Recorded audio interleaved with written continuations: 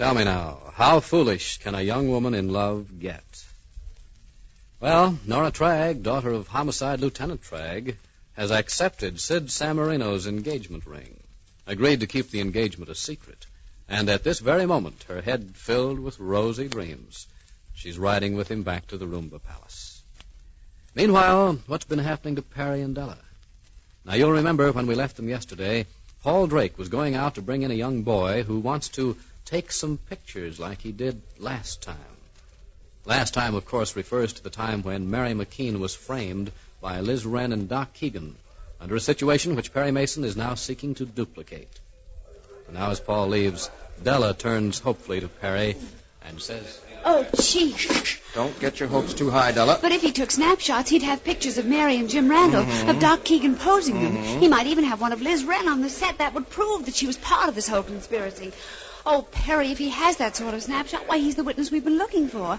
You can knock Liz Wren's case higher than a kite. Wait, Della, wait. Now, wait. Hold on to yourself. But, gee... Let's celebrate after the game is over. In other words, don't count your chickens before they're hatched. I'm not, but And remember, Paul said he was a sharp boy. Kids are quite often quicker at spotting a phony than grown-ups. Now, we are going to have to do some acting. Trying to make me nervous, mister? No. Just careful. Oh, this must be our boy coming here. Nice looking. Shall I give him a nice big smile? Why not? You're the This movie way, star. Maxwell. Mr. Patterson is waiting for the cameras to be loaded so he can give you a few minutes. Oh, gee, thanks. I do appreciate... Oh, how do you do, Mr. Patterson? How do you do? This is Maxwell Cook, Mr. Patterson. Oh, hello. You, interested in the movie business, Maxwell? Oh, gee, am I? Why don't you bring Maxwell a chair, Mr. Tyler? Oh, wait, don't trouble. I'll get one for myself. Of course, I haven't got enough money for a movie camera yet, but I've done a pretty good job with this little old box camera. Won some blue ribbons. Well, good for you. Hey, you're not the director who was here last time. No, he's busy somewhere else. I'm handling these retakes. I didn't think you were. You're nicer than him. Well, he chased me off the set. Oh, well, these temperamental directors. So I didn't tell him about the pictures I took. I knew he'd be mad. You won't tell him, will you? No, not a word. Aren't you going to introduce me, Mr. Patterson? Well, yes, of course. Maxwell, this is our star, Miss Stone. Hello, Maxwell. Oh, I remember you all right. Only, gee, you know, you look better than you did last spring. Oh? Were you really sick then, or was it acting? I was sick. Oh, it's swell of you both to talk to me. I had never talked to a real movie director and a star before. I don't suppose you could give me your autographs. Why, of course we will. Never can tell. One of these days we may be asking for yours. Yeah. I might even be able to give you a few pointers. That is, if I could see some of your pictures. Oh, gee. Would you? Glad to. We're not ready to go on shooting, are we, Mr. Tyler? Not for a while, Mr. Patterson. Oh, boy, and I've got some of my best prints right here in my pocket. I want to see, too. What'd you say, ma'am? That I want to see, too. Oh, well, here they are. This one here is my dog. Oh? I won $5 from the Evening Record for it. Oh, well, that's very nice. Thanks. And this picture here is of the Statue of Liberty. I got it on a ferry boat. Uh-huh. And this one I took in Central Park. Oh, baby. I develop my own pictures, too. But I have to use my friend's enlarger. You see, I'm saving up for my own. Is this all? Well, it's all I have with me. Oh. Why? Oh, I just thought perhaps you'd have one of me. Oh. Well, I guess I have at home. You guess? Well, I mean, I'm pretty sure. Gee, I hardly ever throw a picture away unless it doesn't come out. And the ones I took here came out because the lighting was so clear and, I mean, they were clear. But the composition wasn't so good. That's what Homer says. You see, Homer's my friend. He's the one who has the enlarger. You know, I'd like to see those pictures, Maxwell. Well, I guess I could run home and get them. Only it's pretty late, and Mom would probably make me stay because it's supper time. Well, then perhaps you could do it later. Suppose you tell me what was in them, then that'll give me an idea. Well, don't you know what was in them? Well, the subject matter, of course, yes. I wouldn't know how you composed it, though. Oh, sure. Am I ever dumb? Say, is that a real policeman rehearsing or an actor? No, that's a real policeman. I thought so. Hey, that's Harrigan. How come Harrigan? Well, we have a bit. Oh, you know, there wasn't a policeman in the scenes they took the last time. No, naturally. We've made some changes in the plot. That's the reason for all these retakes. Oh, I see. Anyway, I guess I do. You're going to take the same kind of pictures of Miss Stone? Oh, yes. Well, I hope the ones you get this time will be better. I mean, composition. Oh. And the leading man. Kind of a snaky-looking guy. Uh-huh. I like Roy Rogers much better.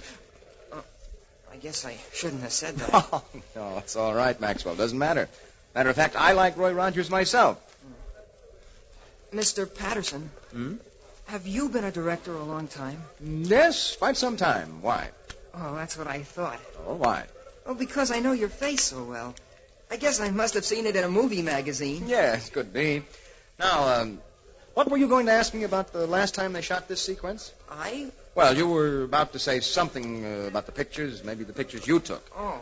Well, I always did wonder. Yeah? You know, when they brought the girl in the last time? I mean, you, Miss Stone. Well, they had to carry her. They put her right down on the hospital bed. You know, at first I thought she was really sick. She looked sick. Oh, you must have been an awful good actress, Miss Stone. Thanks. Even all the time, that man, I mean the leading man, well, he was holding her in her arms and everything. Well, she looked to me like she was out cold. Yeah? Then all of a sudden, oh, gee, Miss Stone, I'll never forget how you did it. You began to moan and scream and everything. Boy, it made my blood run cold, even if it was only acting for a movie. Did it, really? Yeah, and the way the director rushed over with a hypodermic. Boy, it was real as anything. And the way the other lady said, oh, that should hold her. Hey, who was she? I don't see her around. The other woman? Yeah. Middle-aged, dark hair, rather handsome face? Oh, that's her. Liz Rand. A character actress playing the mother. Well, the other director says she was supposed to be a nurse. Oh? Well, there you are, you see. I told you we were making changes. I guess so. I was watching through the window both times, and yet it didn't direct it a bit the way the other fella did. Well, we all have our ideas. I wouldn't be making these retakes, you see, if the first scenes had been satisfactory. Well, it was more exciting the other way. Oops, I shouldn't have said that, should I? No, it's all right, Maxwell. And I'm very much pleased with your eye for detail. From taking so many pictures, I guess. Yes, no doubt. You know, I study other pictures, too. Especially in the newspapers. Oh, well, that's good training. Excellent training. You know, I've seen your picture in the newspaper, too. Why, you're... Well, Mr. Patterson, they put me through my paces, and they put me through them again. Seems like it ought to be about time to take the scene with the camera, ain't it? What did Mr. Tyler say? Well, to ask you. Oh. Well, we'll be ready in a few minutes, Officer Harrigan. I wouldn't say a word, but the wife's expecting me to dinner. Not that it'll make too much difference if I'm late this once. Well, we'll get to you in a few moments. If you would. Sure. But, Mr. Patterson. Yes. Officer Harrigan has to be made up. Oh, yes, that's right. Mr. Tyler. Yes, Mr. Patterson? How about having Officer Harrigan here made up? Right away. You hear that, Officer Harrigan? I did, and thanks. Well, if it isn't young Max Cook with his mouth open. Oh, hello, Officer Harrigan. Close your mouth, Max. And don't be staring at Mr. Patterson like he was a ghost. He's a famous movie director, I know, but... That's it. He's not. What? I just saw his face in the light. We'll shoot the scene right now, Officer Harrigan, so... And he's not a director at all. You'd better go home to dinner. Yes, Max, do. Before Mr. Patterson... But I tell you, he isn't Patterson, and he's not a director. I know who he is. I saw his picture in the paper. I just didn't remember it at first. Why, he's a lawyer. He's Perry Mason, the lawyer everybody's looking for. Gee, can't you see it, Officer Harrigan? That's Perry Mason. And so the one thing Perry Mason feared and hoped would not happen has happened. He's been recognized before he's had a chance to establish his client's and his own innocence. Well, be with us tomorrow, won't you?